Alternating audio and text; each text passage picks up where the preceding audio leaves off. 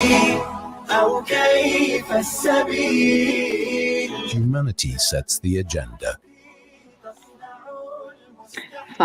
12. You are listening to the mid-morning talk on Islamic with me, Maryam Mkwanda. The Eskom Expo for Young Scientists is an exposition or a science fair where students have a chance to show others their projects about their own scientific investigations. Young Muslim students across the country dazzled judges at the regional finals of the expo, taking home medals, prizes, and special awards.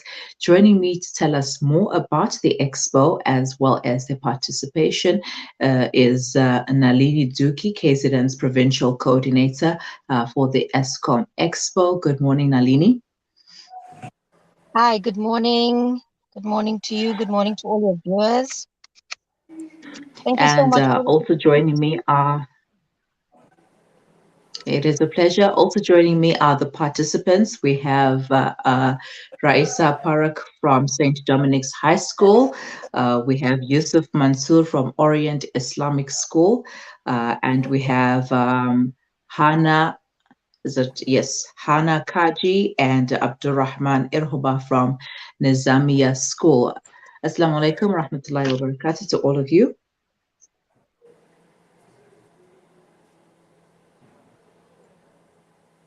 All right. Let us. All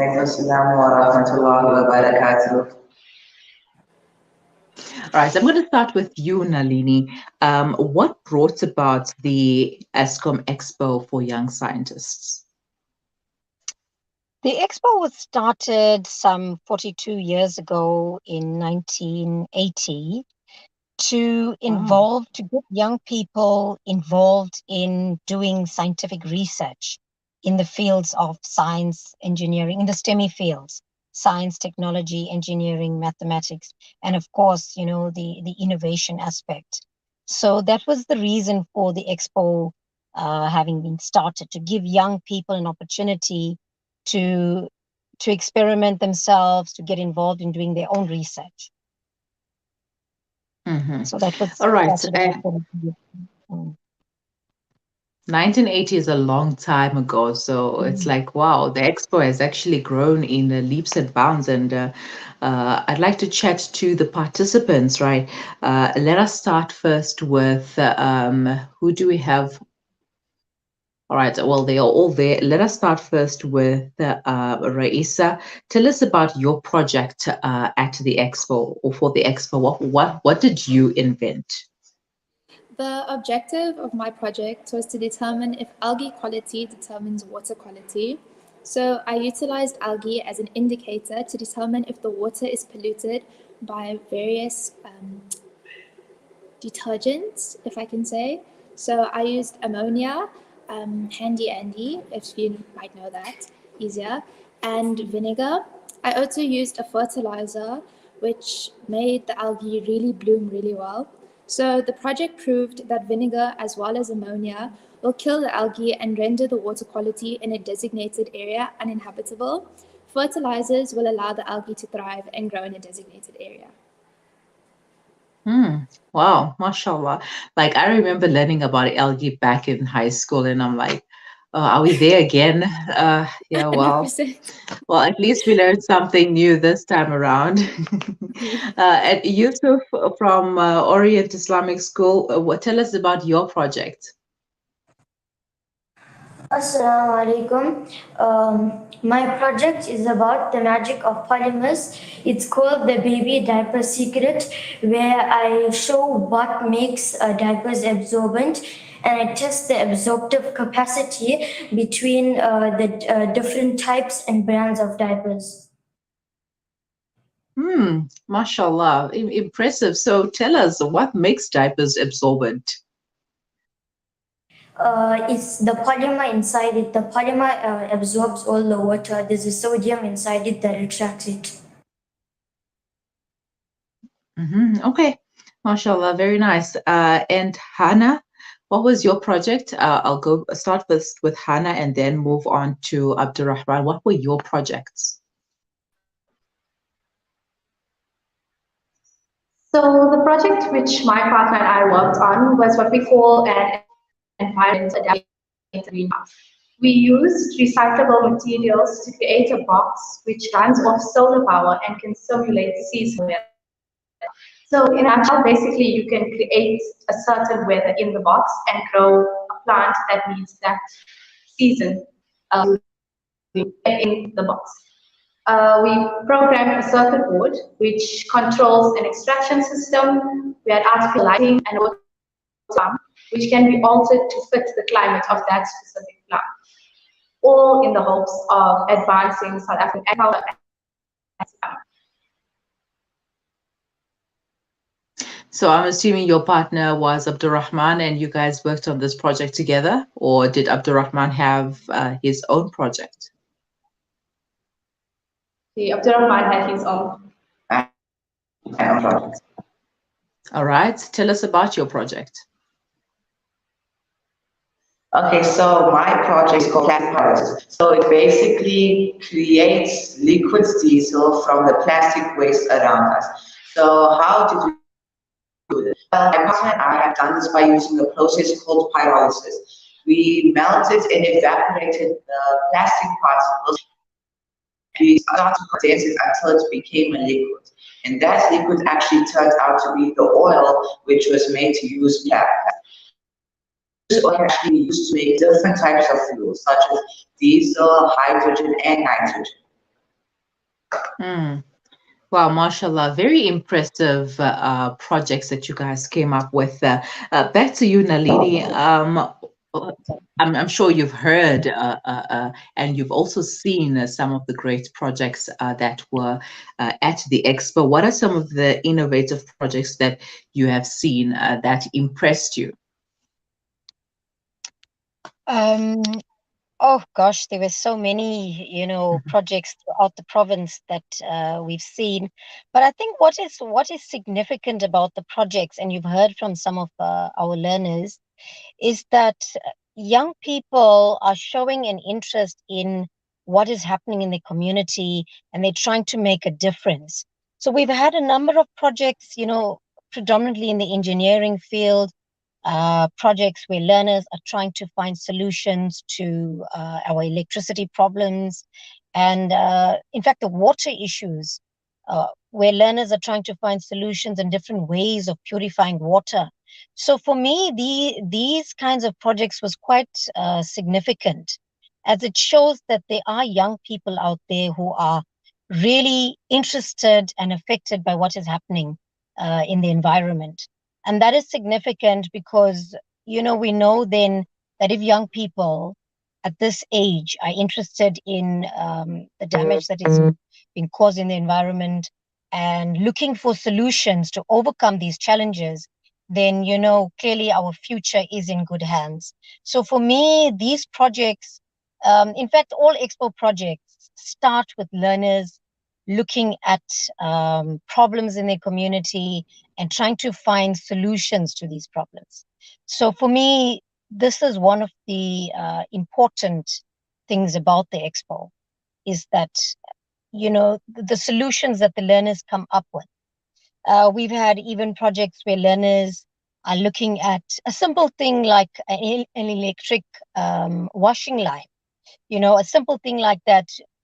Learners concerned about washing being left out in the rain and so on, and coming up with a solution that links up a computerized program to retract the washing line, things like that. It's just that the innovation that learners come up with, the creative ideas.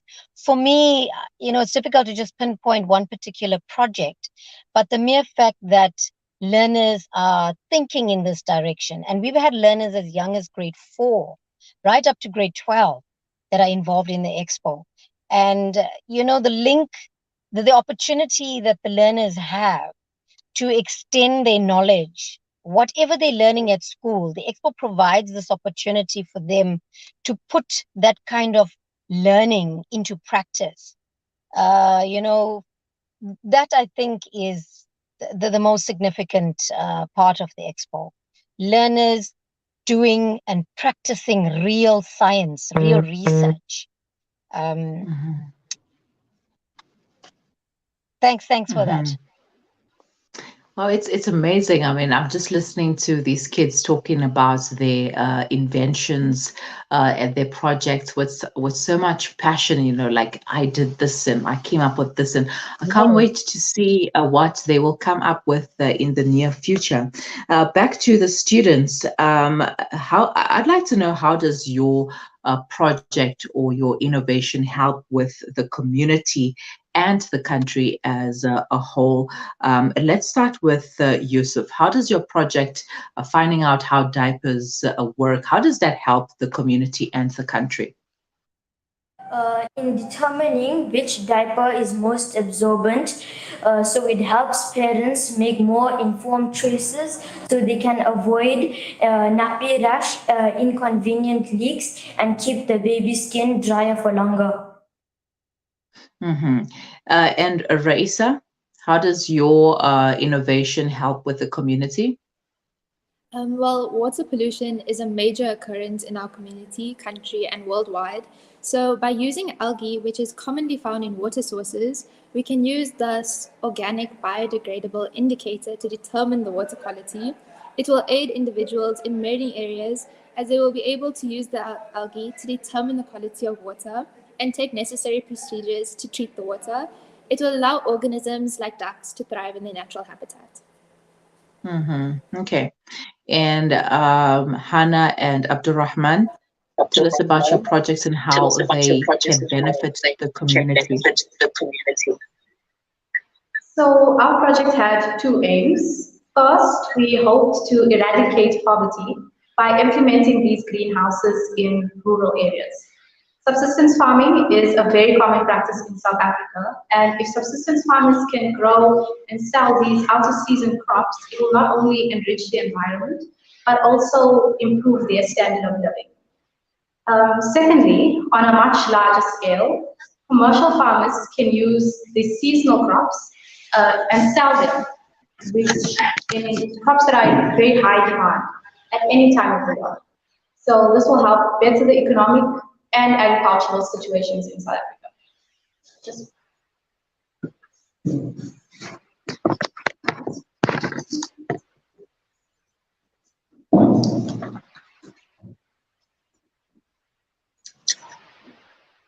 All right, we waited for you, Abdurrahman. Okay, my project can help the community as well as the whole country in various ways. The most important ones include that it can help the country with the major plastic problems South Africa has, as barely any of the plastic is ever recycled.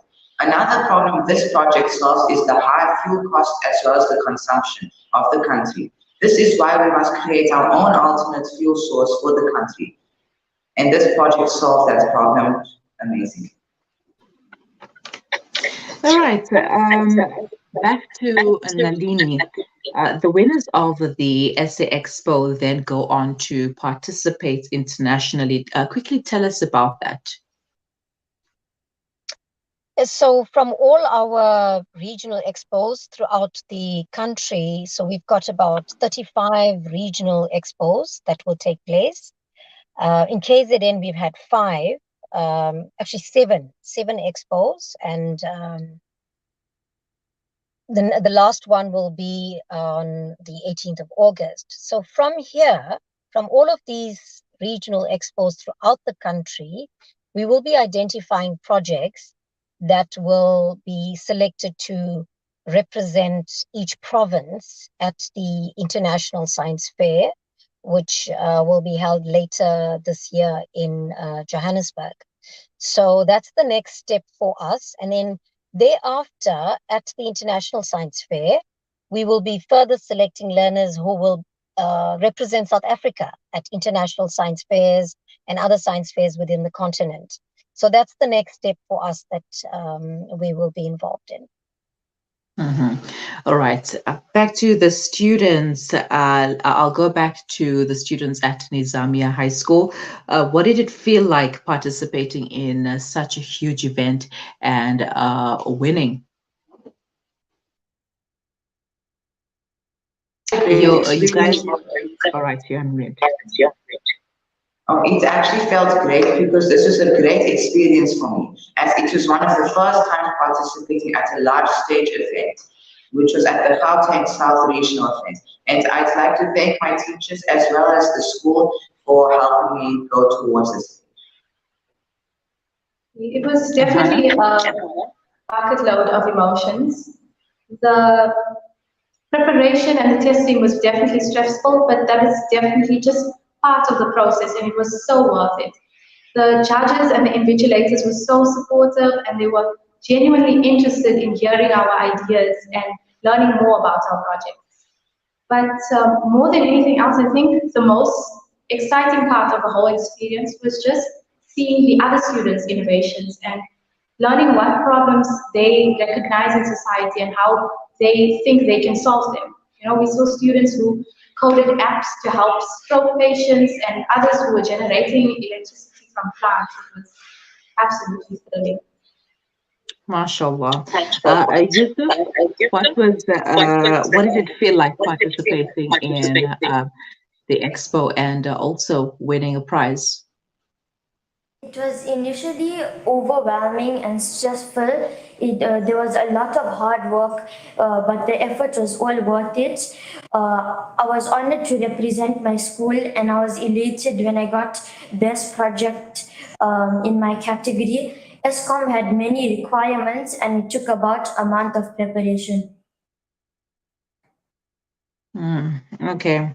And Raeesa?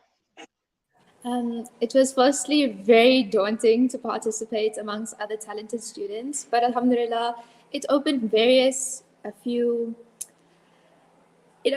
a lot of opportunities for me to improve my project, and it allowed me to showcase my project.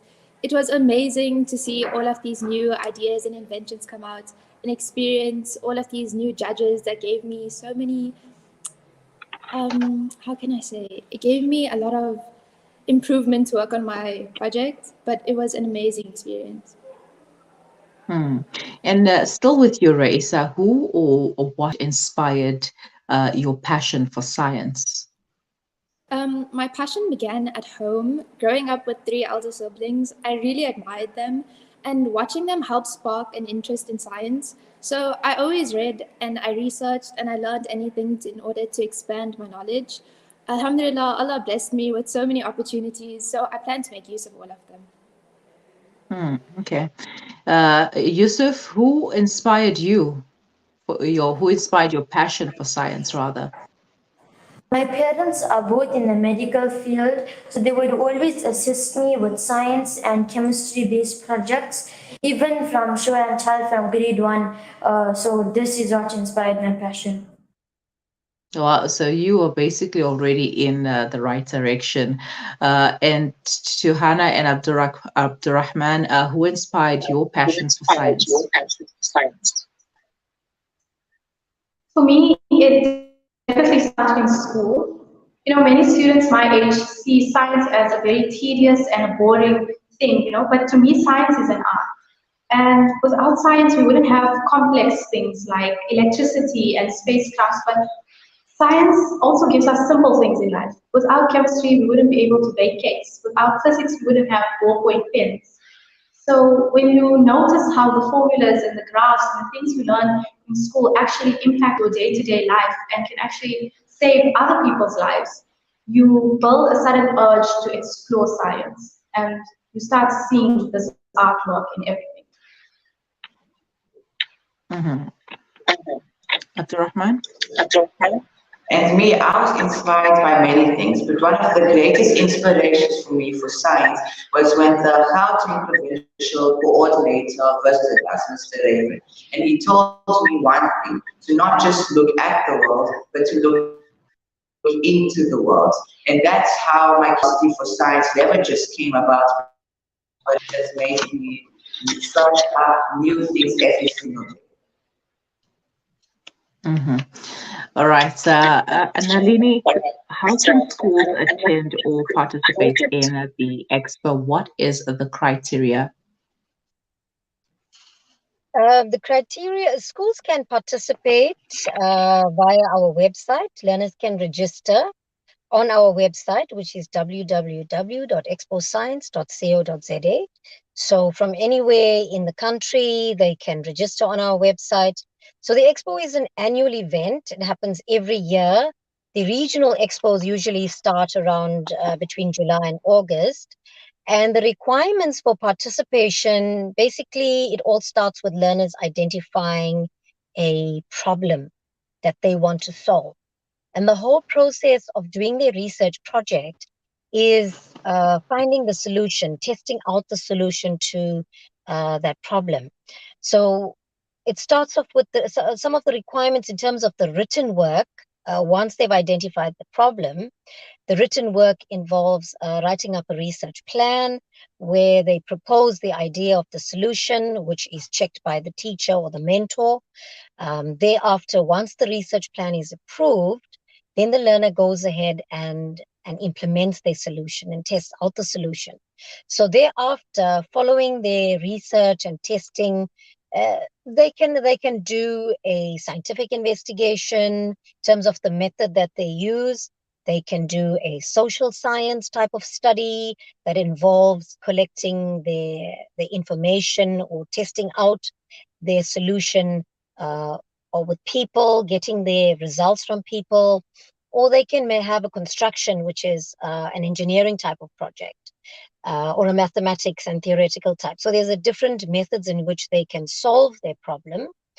And once they've completed collecting their data, then they write up a research report. So those are some of the documents that they present at the regional expo. It's the research plan, the project report, which they write up at the end, and then there's the poster presentation, which they actually set up on the day of the regional expo. So that's all of these documents, all of the resources are available on our website.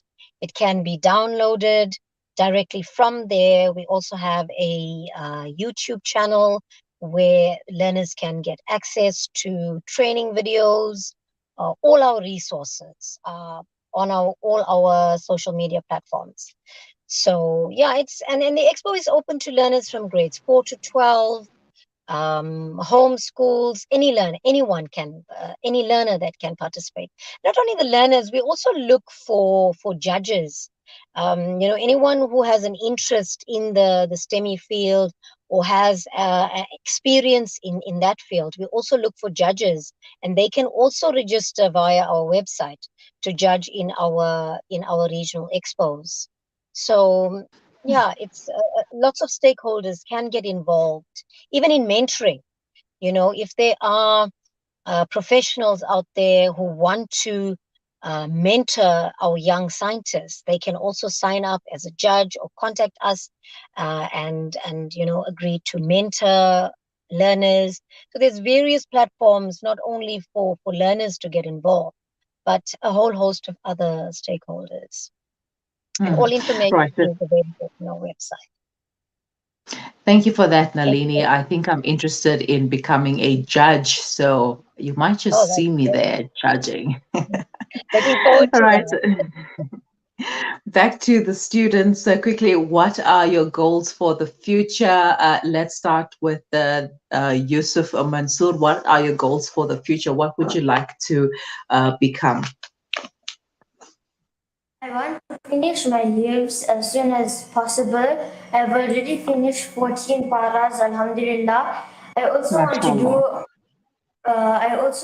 want to do well in school and study medicine. I want to become a surgeon and do something innovative in the field of surgery. All right. I wish you well in your future endeavors. Raeesa, what are your goals for the future? My goal is to be someone who can benefit mankind. Climate change and pollution is forms that are man-induced, so we should save our world. So inshallah, I plan to be a scientist in the environmental field or specialize in the medical field. MashaAllah, and good luck to you as well. Hannah, what are your goals for the future? Just ticking off everything on my bucket list. So after high school, I plan on getting either an OTD in occupational therapy or PhD in education. and eventually working with special needs kids. Abdurrahman? For my goals for the future, inshallah, I want to become a computer engineer, and I'll use my skills to encourage the community to create a new source of renewable energy as well as a new source of fuel. And this will create a completely sustainable society, which we don't really have nowadays, and it will benefit both the people and the environment. And my other goal is to encourage young Muslim children to do the same. Right, mashallah to all of you, and thank you so much for joining me and sharing the project with us. And I wish you well. Good luck going forward, and hope you will represent your schools and represent South Africa as well. And Nalini, thank you for joining me as well. Assalamu alaikum to all of you, and have a wonderful day. Sakumzi Mtombeni says, I so wish that even the government and business owners should contribute financially to these kind of projects because they are going to help our country at large, inshallah. That is so true. We need the government involved in the projects. But thank you once again, and have a wonderful day. Thank you. Thank you so much. Thank you so much. Jazakallah. All right, those were the participants at the Eskom Expo for Young Scientists, as well as Nalini Dookie, the KZN's Provincial Coordinator for the Eskom Expo, taking us through the Eskom Expo. For more information, you can visit their website, www.exposcience.co.za. You are listening to the Mid Morning Talk on Salam Media. We will be right back.